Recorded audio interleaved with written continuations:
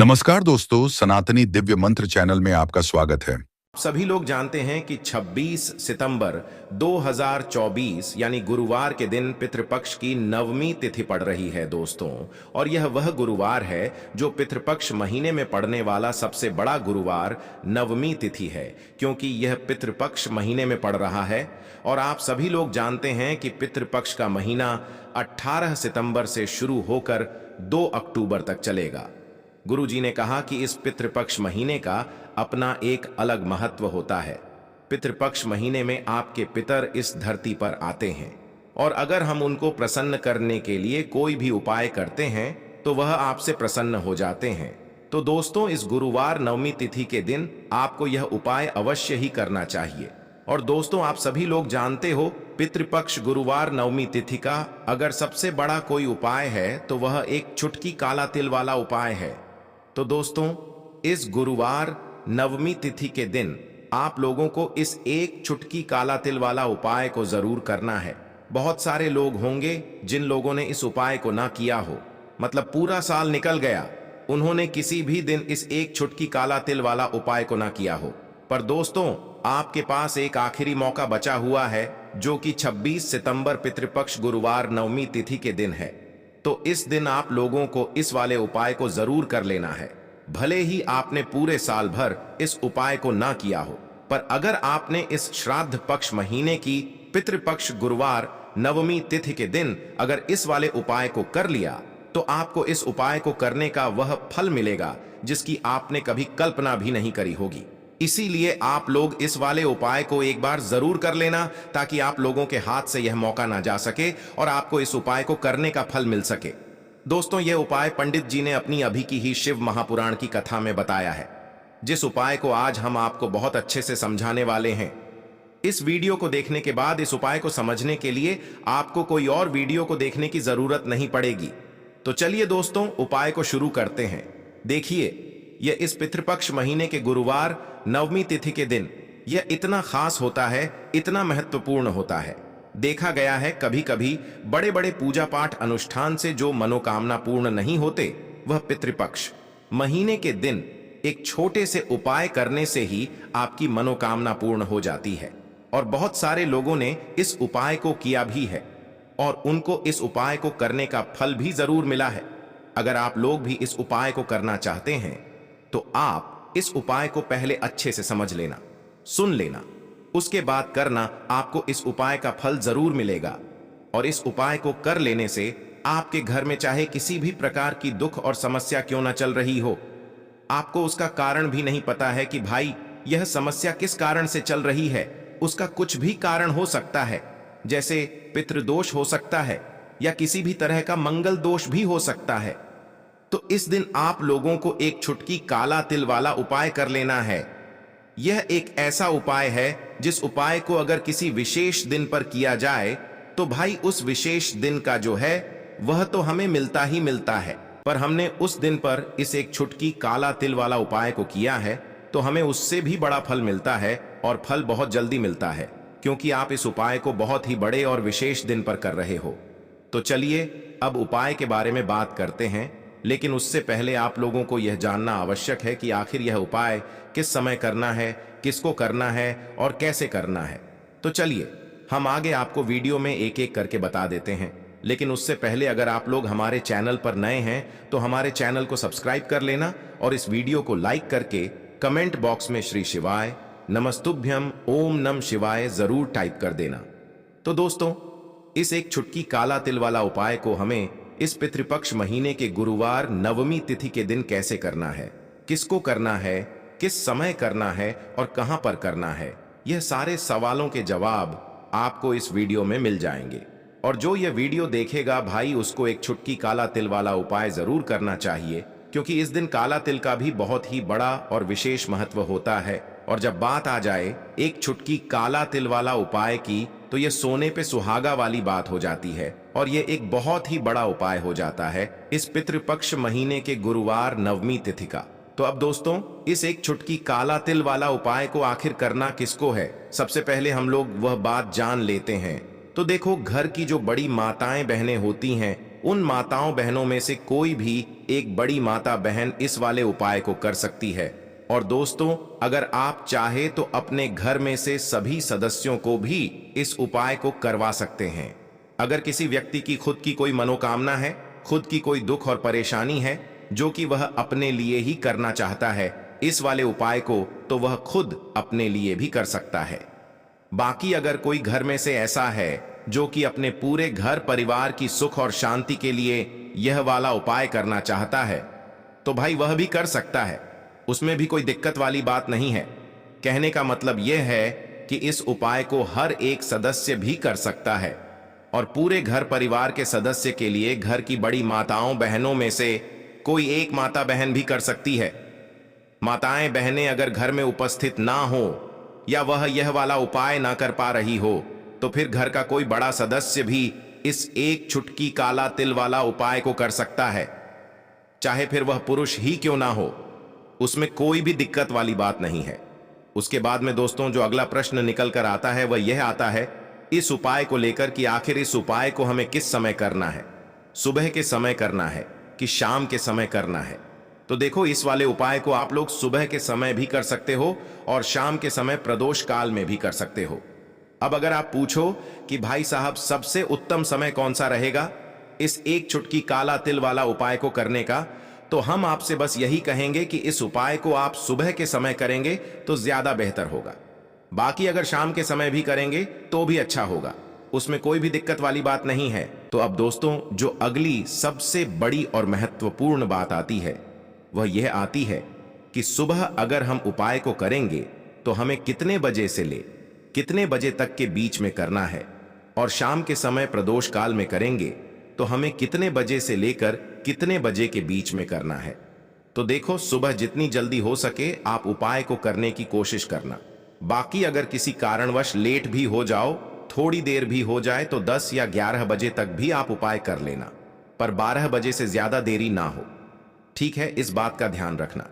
उसके बाद में दोस्तों अगर शाम के समय प्रदोष काल की बात करें, प्रदोष काल का जो समय है होता है वह शाम के 6 बजे से शुरू हो जाता है। मतलब शाम के 6 बजे से लेकर 7 बजे के बीच का जो समय होता है यह समय प्रदोष काल का समय होता है। इस उपाय को 7 या 8 बजे के बीच में भी कर सकते हो। मतलब शाम के 6 बजे से रात 8 बजे के बीच में आप कभी भी इस वाले उपाय को कर सकते हो, उसमें कोई भी दिक्कत वाली बात नहीं है। परंतु पितृपक्ष महीने के गुरुवार नवमी तिथि के दिन कोशिश करना कि समय के अंतर्गत ही कर लो। किसी कारणवश ना कर पाओ तो थोड़ा देरी से भी कर सकते हो, आपको उपाय का फल जरूर मिलेगा। दोस्तों अगर आपके घर में पैसों की कमी लगातार बनी हुई है, आपके घर में लड़ाई झगड़ा क्लेश हो रहा है, तो ऐसा समझ लीजिए कहीं ना कहीं आपके पितृ नाराज हैं। घर में पीपल का पेड़ निकलना, बल्ब की रोशनी का हल्का होना, यह भी लक्षण है कि आपके पति आपसे नाराज हैं। संतान को लेकर अगर आपके घर में कष्ट है, दुख है, तब भी आपके पिता आपसे नाराज हैं। आपके घर में कर्जा जो है वो बढ़ता ही चला जा रहा है। जो घर के सदस्य हैं वह बहुत ज्यादा परेशान रहते हैं, तो पितृ नाराज हो सकते हैं। अब ऐसा उपाय आपको बताने वाले हैं कि पितृ भी प्रसन्न हो जाएंगे, साथ ही साथ शनिदेव की कृपा आपको मिलेगी और आपकी कुंडली में कोई भी ग्रह अगर ठीक नहीं है, संतुलन में नहीं है, वह भी ठीक होगा और कभी आपके पास धन संपदा की कमी नहीं होगी। देखिए, जो अपने पितरों को प्रसन्न रखता है ना, उसके पास कभी किसी चीज की कमी होती ही नहीं है। जिस तरह से हमारे लिए भगवान का आशीर्वाद बहुत जरूरी है, उसी तरह से हमारे लिए पितरों का आशीर्वाद भी बहुत जरूरी होता है। तो अपने पितरों को प्रसन्न करने के लिए आपको यह एक चुटकी काला तिल वाला उपाय करना है। पितृपक्ष गुरुवार नवमी तिथि में चलिए बात कर लेते हैं उपाय कौन सा है और किस तरह से आपको करना है। तो इस उपाय को करने से पितरों की आत्मा को शांति मिलती है, वह तृप्त होते हैं और आपको आशीर्वाद देते हैं। और जो अपने पितरों का आशीर्वाद प्राप्त कर लेता है ना, वह जीवन में सुख ही सुख प्राप्त करता है।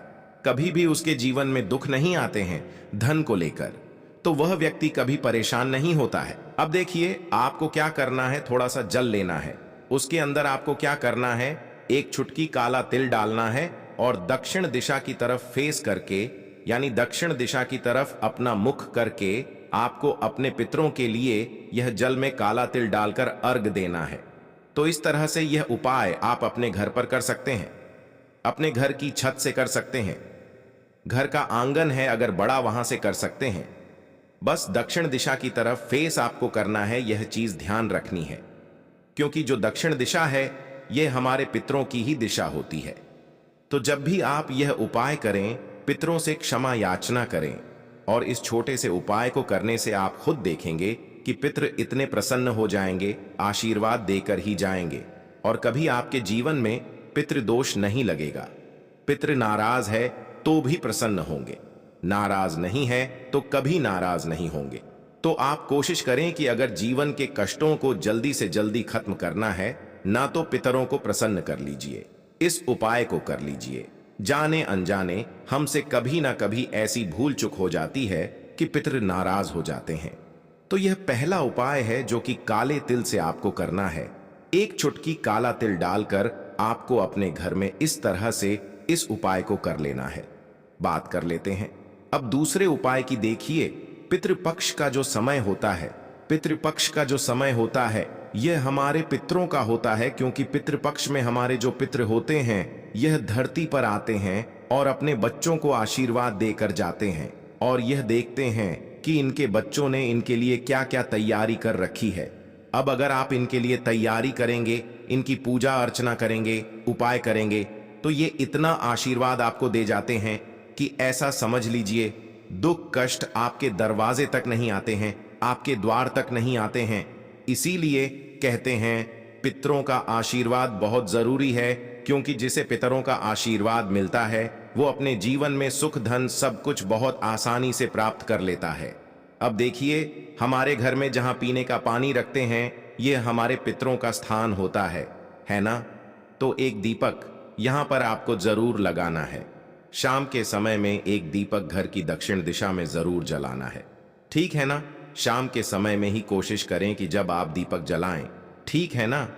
अपने पितरों से क्षमा याचना जरूर करें, क्योंकि जो भी हमसे भूल चूक हो गई होती है ना, उसके लिए ये हमें माफ करते हैं, हमें आशीर्वाद देते हैं, और कभी फिर हमारे जीवन में दुख और कष्टों का आना नहीं होता है। तो अपने पितरों को प्रसन्न करने के लिए पितृपक्ष में यह दीपक वाला उपाय तो आपको जितने ज्यादा दिन आप कर लेते हैं उतना उत्तम रहता है। इसी के साथ मुख्य द्वार पर दीपक लगाना बिल्कुल ना भूले, ठीक है ना? क्योंकि सबसे पहले जो नजर पड़ती है हमारे पितृ हो गए हैं ना, उनकी नजर जो पड़ती है मुख्य द्वार पर ही पड़ती है। तो अगर आप उनके लिए दीपक लगाएंगे तो वह प्रसन्न होते हुए आपके घर में आएंगे कि आपने उनके लिए दीपक लगा के रखा है। तो तिल के तेल का या सरसों के तेल का दीपक आपको मुख्य दरवाजे पर जरूर पितृपक्ष गुरुवार नवमी तिथि में लगाना चाहिए अपने पितरों के लिए।